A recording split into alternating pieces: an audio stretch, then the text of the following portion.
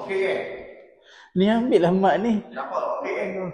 Mic, okey. Kita dah pasang. Okey. Kita dah pasang dekat owner ni. Kita nak real ke?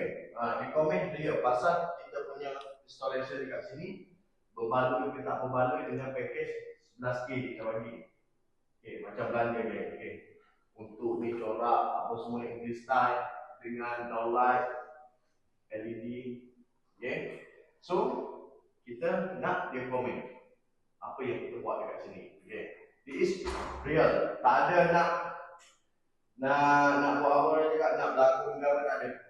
Kau sakit, direct tanya. Masuk rumah pun, just direct tanya. Jika ada komplain, bagi tahu direct. Kita terus feedback. Kita dah bawa orang ini, kita dah bawa. Ini pun import. Dari mana? Indonesia.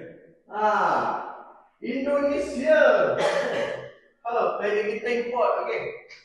So sekarang yang mana like, yang mana belum like, komen, follow, sila tampil dekat bawah, komen logik ke tak logik harga 11K ke. Okey, kita panggil Encik Amin komen pasal kabinet rumah dia lah, berbaloi ke tak berbaloi.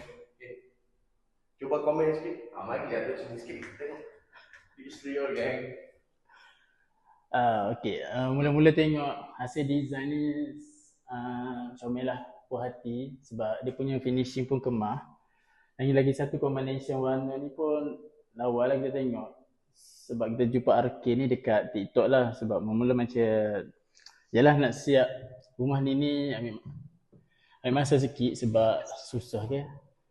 So bila kita tengok dia punya, mula dia bagi sampel design jugalah.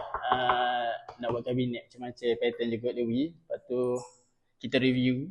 Pada sekali kita tengok dia buat punya dengan design dengan marble sekali. Sangat puas hati lah. Lepas tu ada recommend juga kat member suruh buat dengan arcade sebab dia punya servis pun terbaik lah. Tu 11K dengan harga 11K tapi sangat-sangat murah lah kita tengok. Ni servis berapa? Servis ni adalah 20K dia nak. Dengan marble lagi. 20K. Komen dekat bawah ramai-ramai. Mana lagi nak kita pergi. So kalau siapa-siapa nak buat kabinet ni sangat-sangat recommend dengan arcade sebab dia buat cepat. Orang kata kalau Kelantan panggil mudah basuh lah. Tu je. Okay, it's real gang. Customer komen.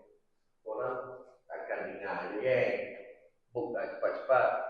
Masuk slot gang. Gang. Apa pun gang? Janji apa? Jual. Janji jual gang.